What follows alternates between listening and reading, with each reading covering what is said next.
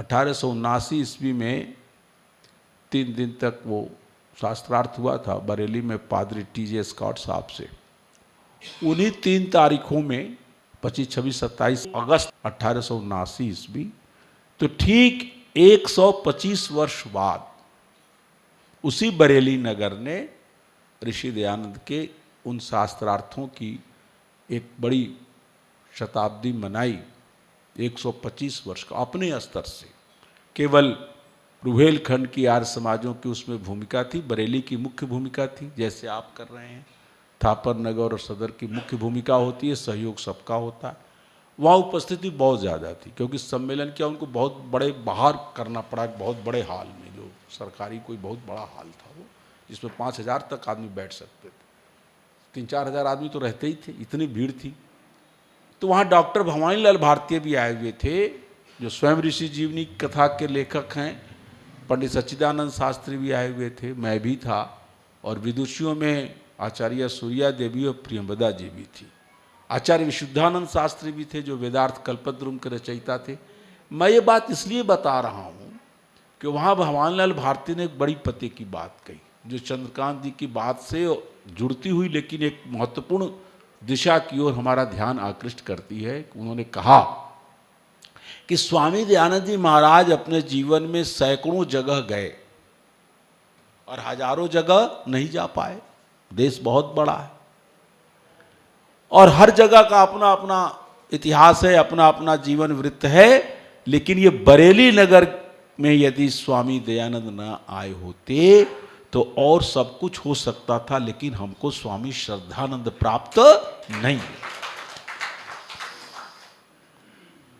तो भाई ये तो मानना पड़ेगा, मार्क्स के जैसे अनुयायी लेनिन हुए, उससे भी बड़ा, मैं लेनिन से भी ज़्यादा महत्व स्वामी श्रद्धानंद को देता हूँ। स्वामी श्रद्धानंद ने जो कार्य किया वो सबको आगे बढ़ गए, वो अपने स्वामी दयानंद के शिष्यों में। तो स्थान का भी महत्व होता है। स्वामी जी के पंजाब के लोगों ने जितना सहयोग दिया उनके जीवन में, और ये पश्चिमी उत्तर प्रदेश भी उसमें है, खासकर मेरठ, ये मेरठ का क्षेत्र और पूरा पंजाब स्वामी दयानंद सरस्वती महाराज के कार्यों को आगे बढ़ाने में अगली 150 वर्षों तक सबसे ज़्यादा भूमिका इसी क्षेत्र, सबसे ज़्यादा विद्वान इसी इलाके के हुए, सबसे ज़्यादा समर्पित व्यक्ति इसी इलाके के हुए। और यहीं से लोग उड़ीसा में गए, बंगाल में गए, कहाँ कहाँ गए। स्वामी ने तो बम्बई में भी आर्य समाज की स्थापना की, लेकिन मुंबई के लोगों का योगदान बहुत कम है आर्य समाज के इतिहास में। तो ये बात मैं कहकर आगे बढ़ता हूँ। स्वामी जी बरेली से शाहजहांपुर पहुँचे और स्वामी जी के उन दिनों व्याख्यान का प्रचार का ये प्रभाव हुआ कि और जगह तो स्वामी जी जाते थे तब आर्य समाज स्थापित होता था, लेकिन स्वामी जी शाहजहांपुर पहुँचे तो उससे पहले ही आर्य समाज वहाँ स्थापित हो चुका था। स्वामी जी के प्रवचनों को सुन करके जो वहाँ के लोग थे कहीं और सुनोगे, वहाँ स्थापित हो गया। स्वामी जी वहाँ पहुँचे, वो रहने की व्यवस्था की गई। लिखा है कि स्वामी जी का व्याख्यान गवर्नमेंट हाई स्कूल में सायंकाल 5 बजे से लेकर के 7 बजे तक प्रतिदिन 2 घंटे तक व्याख्यान होता था, और वो लगातार 6, 7, 9, 11, 13, 14 सितंबर में उनके व्याख्यान स्वामी जी के हुए। जैसा कि हर जगह की स्थिति थी, वहाँ के पौराणिक पंडितों को बड़ा दुख हुआ। उन्होंने एक लक्ष्मण शास्त्री नाम के वेद पंडित को तैयार किया और वो स्वामी जी के सम्मुख आया शास्त्रार्थ करने के लिए। तो Swami ji to the point बात करते थे, इधर उधर भूमिका नहीं, तुरंत, कि वेद में मूर्ति पूजा का कोई प्रमाण है तो प्रमाण प्रस्तुत करो। वो व्यक्ति सोच कर आया था दुनिया भर का पुराण, इधर उधर का श्लोक, इधर उधर का। अब ये प्रश्न सुना तो उसने कहा, स्वामी जी आप कैसी बात करते हैं, वेद है कहाँ, वहीं की घटना है। उसने कहा वेद को तो शंखासुर हर करके पाताल ले गया। शंखासुर कोई राक्षस रहा होगा पुराणों में, वो वेद सारा उठा के ले गया कहाँ, पाताल। अब वेद है नहीं तो उसका मैं प्रमाण कहाँ दूं। तो स्वामी जी ने क्या किया, अंदर कोठी में जहाँ बाहरी बात कर रहा था, कोई शास्त्रार्थ सभा स्थल पर तो था नहीं, अंदर से 4 वेद मंगवाए और मेज पर रख दिया और कहा कि शंखासुर कोई नहीं है, आपका आलस्य और प्रमाद ही शंखासुर है, और ये आपके आलस्य और प्रमाद का वध करके ये चारों वेद हमने जर्मनी से मंगवाए हैं। इससे पता लगता है कि स्वामी जी के समय में वेद का प्रथम प्रकाशन जर्मनी से हुआ था। हस्तलिखित पोथियां तो थी, तो स्वामी जी ने ये बात कही। लक्ष्मण शास्त्री बस उनकी हवाई हो गई, तो अब और पौराणिक दल में निराशा फैल गई कि अरे तो टिक ही नहीं पाया। तो उस समय पीलीभीत जगह था, आज भी है, और वहाँ गवर्नमेंट हाई स्कूल में संस्कृत के बड़े भारी पंडित रहते, तो उनका नाम था पंडित अंगद राम शास्त्री, और वो स्वामी विरजानंद के शिष्य रहे थे। और स्वामी दयानंद सरस्वती के द्वारा विरजानंद जी से मथुरा की कुटिया में पढ़ने के पहले वो पढ़ चुके थे, अंगद राम जी शास्त्री। तो लोगों ने सोचा ये पंडित तगड़ा पड़ेगा, क्योंकि स्वामी जी का ही हो रहा है, गुरु भाई है। तो लोग गए, उसको बुला लाए, आया वो। उसकी विशेषता ये थी कि वो बहुत बड़ा अभिमानी था, बहुत बड़ा अहंकारी। उसने श्लोक बना रखा था कि धरती पर तो कोई है नहीं अंगद के समान, ब्रह्मलोक में ब्रह्मा है, फलाने लोक में फलाने हैं, लेकिन धरती तल पर कोई है तो वो अंगद ही है और कोई नहीं है। ये भी उसने बना रखा था कि अंगद के चरण को रावण नहीं उठा सका, वैसे ही मेरे शास्त्र ज्ञान के सामने कोई नहीं। अब लंबा चौड़ा आया वो, लेकिन दूर दूर से सुन चुका था स्वामी जी के पांडित्य की चर्चा।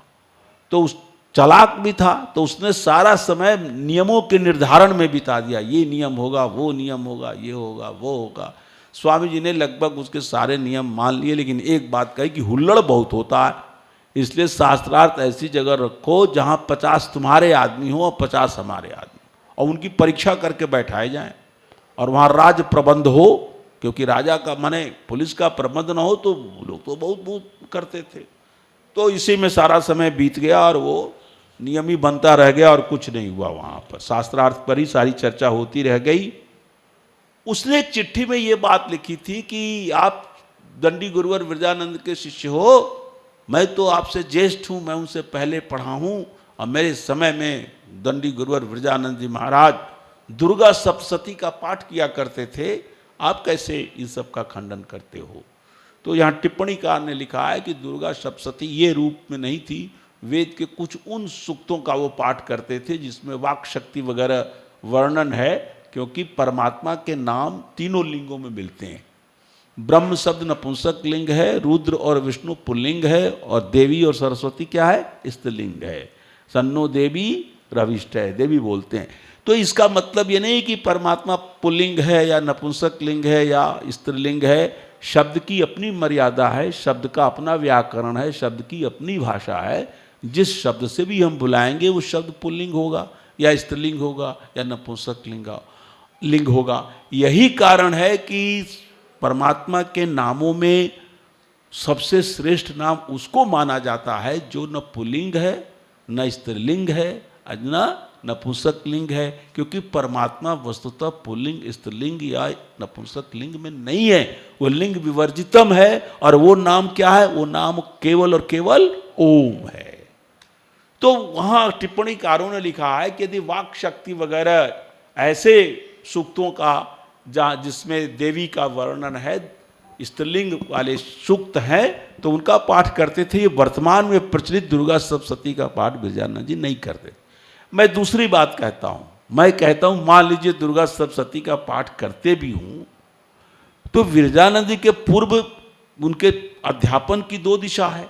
पहले तो अनार्स ग्रंथ पढ़ाते थे, कौमुदी आदि ग्रंथी तो पढ़ाते थे, बाद में उनको आर्ष ज्ञान हुआ, तो आर्ष ज्ञान के काल में उनका कोई आचरण अवैदिक नहीं था। ये बात ध्यान रखिएगा।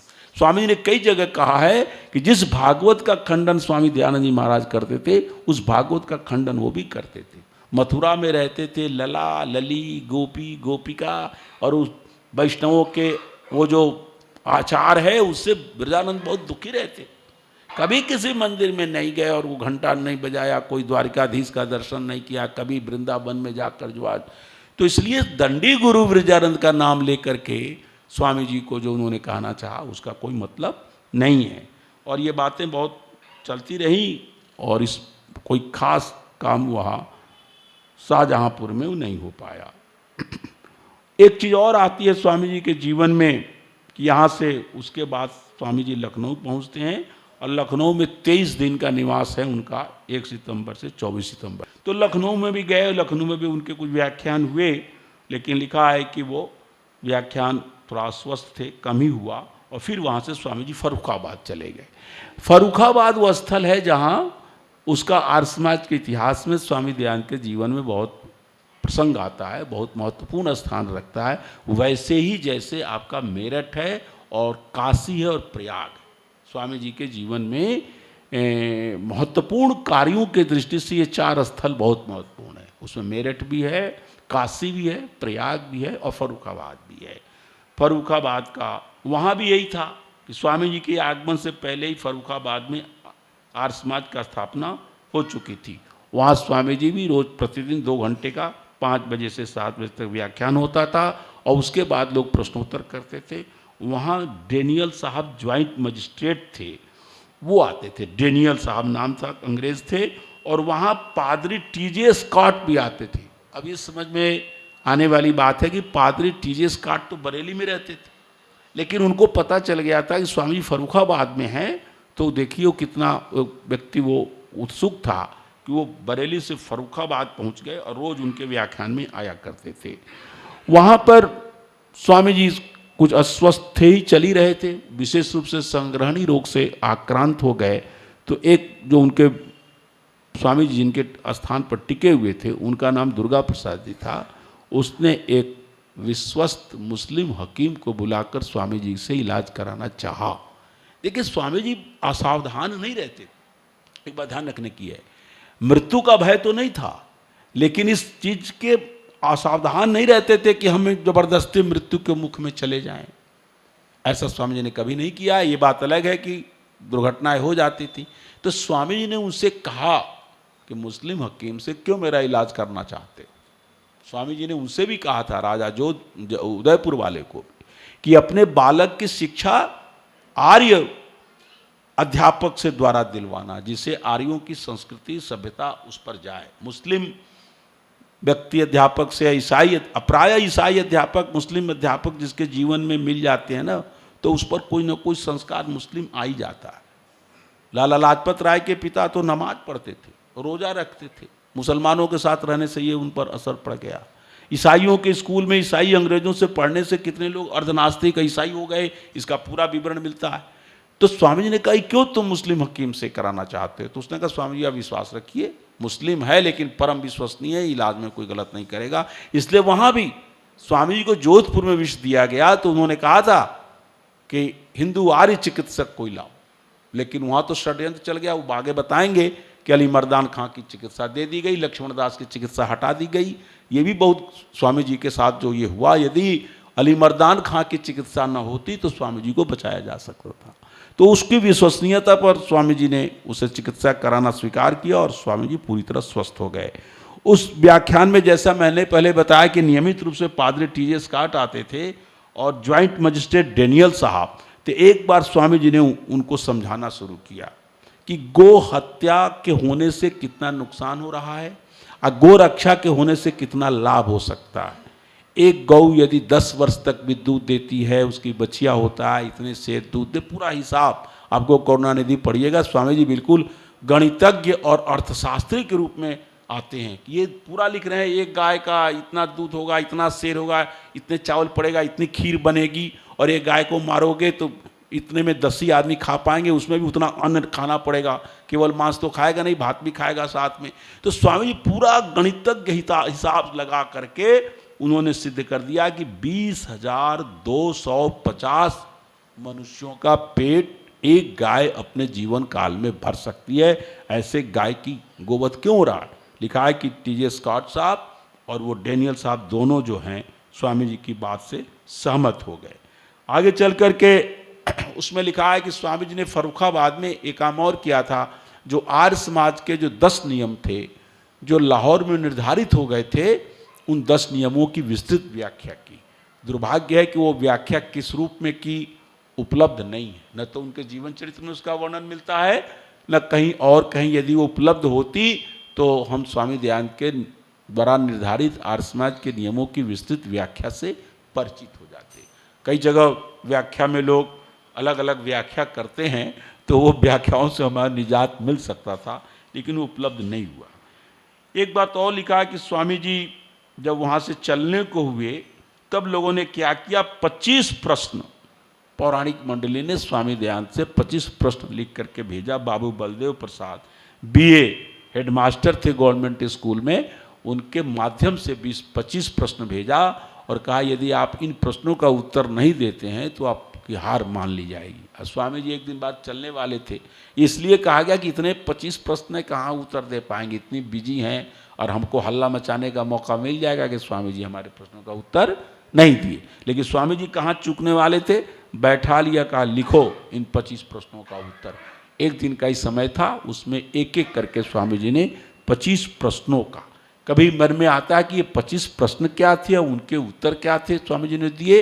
वो एक एक प्रश्न ऐसे हैं कि एक एक दिन के व्याख्यान के विषय हैं, मैं उन पर कोई चर्चा नहीं करूंगा, लेकिन ये 25 प्रश्नों का उत्तर स्वामी जी ने दिया है और बड़े विचित्र विचित्र उसमें प्रश्न आते हैं जो उसमें आया हुआ है।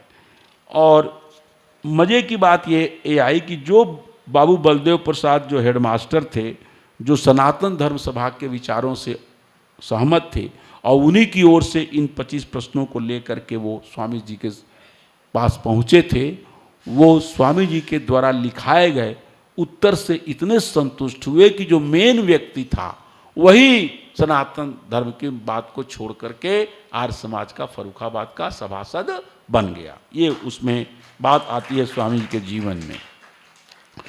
एक बात और आती है, देखिए स्वामी जी स्त्रियों के विषय में बड़ा सावधान रहते थे और रहना भी चाहिए। एक तो बाल ब्रह्मचारी थे, दूसरे सन्यासी थे, तीसरे स्त्रियों की मर्यादा का ख्याल रखते थे, स्त्रियों का सम्मान रखते थे। इसलिए आप देखेंगे कि स्वामी जी ने महिलाओं का बड़ा आदर करते हुए पूरे जीवन में आया है। यहाँ की भी घटना है, कालीचरण जी के बाग में रुके हुए थे छत पर, तब तक वहाँ कुछ महिला आई और उसके साथ उसका बेटा भी था और 2 बेटियाँ भी थीं। तो स्वामी जी उसमें कौपीन मात्र पहने हुए थे, लेकिन देखा कि महिलाएं आ रही हैं तो उन्होंने पूरा यहाँ से लेके यहाँ तक वस्त्र धारण कर लिया और सिर नीचे करके वो बैठ गए। महिला ने कुछ प्रश्न किए, स्वामी जी ने उसका उत्तर दिया। फिर स्वामी जी ने पूछा, जिस तुम अपने पुत्र को लेकर आई हो उसका क्या नाम है? मैं ये बात इसलिए बता रहा हूँ कि थोड़ा सा बीच की बात भी आप लोगों को आ जाए। तो उस महिला ने कहा मेरे बेटे का नाम भीमा है। तो स्वामी जी ने कहा ये तो ठीक नहीं है, भीम माने क्या होता है? भयंकर। अब भीमा तो स्त्रीलिंग होता। स्वामी जी ने कहा तुम इसका नाम भूराज रख दो, धरती का राजा, धरती का प्रकाश करने वाला। और ये जो 2 बेटियां हैं ये बहुत अल्प वयस्क हैं, इनकी कम उम्र में विवाह मत करना, कम से कम 16 वर्ष की अवस्था हो जाए तब इसका विवाह करना। ये कहकर वो महिलाओं को उन्होंने वहाँ से विदा कर दिया। इससे भी प्रेरणा मिलती है कि नाम जो है बहुत सोच समझ कर रखना चाहिए।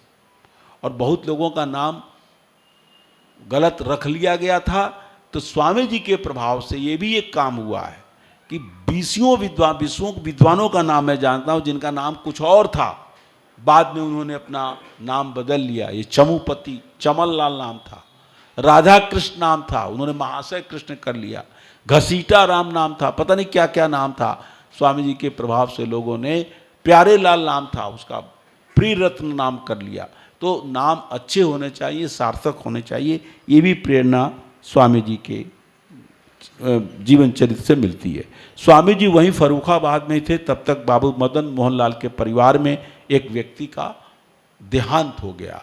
तो स्वामी जी के से उन लोगों ने कहा कि स्वामी जी अब तक देहांत के बाद जो अंत्येष्टि होती है वो तो हम लोग करते हैं, लेकिन आप बताएं कैसा करें। तो स्वामी जी ने कहा कि संस्कार विधि का प्रथम संस्करण उस समय हो गया था, दूसरा संस्करण नहीं हुआ था, लेकिन स्वामी जी वहाँ स्वयं विराजमान थे। तो विधिवत उन्होंने उसका शमशान में बनवाई वेदी, और जिस प्रकार से अंत्येष्टि संस्कार विधि में लिखी गई है उस तरीके से विधिवत स्वामी जी ने वहाँ पर संस्कार करवाया। दूसरे दिन की घटना आती है कि कुछ लोग आए जो आर्य समाज के भी सभासद थे और गोरक्षणी सभा के सभापति महोदय, वो बड़े श्रद्धालु थे, आए स्वामी जी का कहे स्वामी जी मैं आपका पैर दबाना चाहता हूँ। तो वहाँ उनके मन में कोई बलाबल जांचना उद्देश्य नहीं था, वो श्रद्धा विभूत होकर स्वामी जी की सेवा करना चाहते थे। स्वामी जी ने मना नहीं किया, थोड़ी देर उनको पैर वो दबाते रहे। तो उसी में से एक व्यक्ति बोला कि स्वामी जी मैंने शास्त्रों में जो पढ़ा है, अब विद्वानों से जो सुना है, उसमें ये सुना है कि आदमी मनुष्य योग साधना से और अपने जीवन के शुभ कर्मों से मुक्ति को प्राप्त हो जाता है। तो हमें और कोई तो नहीं दिखता, लेकिन आपका जो कर्म मैं देख रहा हूँ, आपका योगाभ्यास, आपका शास्त्र ज्ञान, आपका ये सब चीज़, आप निश्चय ही मुक्ति के अधिकारी हो जाएंगे। वो ऐसा कहा और उसके मन में भावना थी कि ऐसा कहूँगा तो स्वामी जी कुछ तो कहेंगे, हाँ कहेंगे या ना कहेंगे। लेकिन स्वामी जी ने बड़े चतुरता से उत्तर दिया कि भाई तुम्हारी चाहे जो इच्छा हो, लेकिन मैं अकेला मोक्ष पाकर क्या करूँगा, मुझे इस शरीर से मोक्ष पाने की इच्छा नहीं है। मैं तो चाहता हूँ कि बहुत से मनुष्यों को मोक्ष मिले, मेरे जीवन काल में ही नहीं, आगे चल करके वेद आदि सत्य शास्त्रों को वो समझ लें और सत्योपदेश से अनेकों को मोक्ष मिले, ये मेरी इच्छा है। इससे आप अनुमान लगा सकते हैं कि स्वामी जी एक निसंग सन्यासी होने के बावजूद जन कल्याण के लिए कितने वो उत्सुक रहते थे। वहीं की घटना है फर्रुखाबाद की, जिसको हम लोग दूसरे ढंग से सुनते हैं। एक बुढ़िया थी और ग्रामवासिनी थी, जिसके पुत्र का देहांत हो गया था। और इसमें तो लिखा है कि वो पुत्र बालक नहीं था, वो युवावस्था में था, जबकि हम लोग उसको दयानंद प्रकाश में शायद उसको बालक लिख दिया गया है। और उस घटना का प्रचार ज़्यादा हो गया है कि वो शव लेकर के आई और गंगा जी में प्रवाहित कर दिया और वो कपड़े भी लेकर चली गई। लेकिन इस जीवनी में ये आता है कि वो आई, उसका पुत्र युवा था, सौदाह करने के लिए उसके पास ईंधन की कोई व्यवस्था नहीं थी और जनता में भी इतनी जागृति नहीं थी कि एक बुढ़िया है, असहाय है, उसका बेटा असमय में देहांत हो गया है तो उसकी कम से कम अंत्येष्टि चंदे से या सब लोग मिलकर कर दें। लेकिन ऐसा नहीं हुआ, वो उसमें प्रवाहित करके चली गई। स्वामी जी को जब वृत्त ज्ञात हुआ तो लिखा है कि गदगद कंठ होकर करुण स्वर से स्वामी जी बोले कि हाय, हमारा देश इतना निर्धन हो गया है कि मृतक शरीरों को काष्ठ तक नसीब नहीं है। लिखा है लाला मोहन लाल ने कि स्वामी जी कुछ घटना ने इतना दुख पहुंचाया कि बहुत शोक प्रकट किए और मैंने देखा कि शोक प्रकट करते समय उनके आंखों से अश्रु बिंदु भी टपक पड़े। ये लिखा है। एक दिन महाराजा ने कहा, महाराज माने स्वामी दयानंद महाराज ने कहा इसी घटना को परिप्रेक्ष्य में कि बड़े दुख की बात है कि स्वर्ण भूमि ये भारत, वीर प्रसवनी ये भारत, इस भारत को परदेशी राजाओं ने इतना लूटा है, स्वामी दयानंद शब्द, इतना धन हरण करके यहाँ से ले जा रहे हैं ये अंग्रेज लोग। और इसीलिए प्रत्येक जनपद का जो सबसे बड़ा अधिकारी होता था उसका नाम क्या होता था? कलेक्टर। कलेक्टर का मतलब कलेक्शन करना। हर कलेक्टर का ये काम होता था कि कितनी अधिक धन कलेक्ट करता है और बाहर भेजता है। तो स्वामी जी ने बड़े दुखी होकर कहा कि हमारा भारत सर्वथा धनहीन हो गया है। लेकिन कोई बात नहीं, स्वामी जी की आशा देखिए, यदि स्वराज्य आएगा तो हमारी वसुंधरा इतनी उपजाऊ हैं धन धान्य से, फिर हम पूरित हो जाएंगे। ये स्वामी जी ने वहाँ पर ये बात कही सेठ निर्भय राम जी के बाद का। एक बार उन्होंने सेठ निर्भय राम स्वामी जी की सेवा में उपस्थित हुए और स्वामी जी ने कहा, कहो भाई सेठ जी आनंदित हो? तो उसने कहा, महाराज आपकी दया है, पुत्र पौत्र धन धान्य सब से भरा हूँ, बहुत आनंद में। तो स्वामी जी का जवाब सुनिए, बड़ी मजेदार बात। स्वामी जी ने कहा, अरे भाई पुत्र पौत्र धन धान्य से समृद्ध होकर के अपने को आनंदित मानना ठीक नहीं है। धर्म शुभ कर्म और आत्मा परमात्मा से भिन्न अन्य वस्तुओं में आनंद मानना अविद्या का कारण है। हम लोग कहते हैं ना, अरे बहुत, सुन लीजिए स्वामी जी की वाणी, चाहे जितना धन हो धान्य हो, बैंक बैलेंस हो, कैसे कैसे शान से लोग शादी विवाह करते हैं, 11,000 करोड़ तक खर्च कर दे रहे हैं। स्वामी जी कह रहे हैं नहीं, यदि आपने जीवन में धर्म का धन नहीं है, शुभ कर्म नहीं है, आत्मा परमात्मा पर विचार नहीं है, योगाभ्यास करके ऊपर की ओर आप नहीं बढ़ रहे हैं और कहें मैं आनंदित हूँ, तो ये आनंदित अपने को अविद्या है, ये आनंद होना नहीं है। ये बात आती है स्वामी जी के जीवन में। और एक चीज और आती है, उन दिनों बाजार की नाप हो रही थी, और नाप माने रास्ता ठीक हो रहा था, बनाते हैं ना लोग म्यूनिसिपैलिटी वाले और टाउन एरिया और नगर पालिका वाले। तो उसमें एक जगह ऐसा आया जहां मंदिर था बीच में। तो स्वामी जी को एक सज्जन ने कहा कि ऐसा करिए, बाबू मदन मोहन लाल ने कहा कि स्कॉट साहब आपका जो है बड़े मान करते हैं और रोज आपका प्रवचन सुनने आते हैं, अब वही अधिकारी हैं, उनसे कह दीजिए हरे लगे न फिटकरी रंग आवे चोखा, आपका कहीं नाम भी नहीं आएगा और वो बीच की जो मंदिर है वो वहां से हट जाए।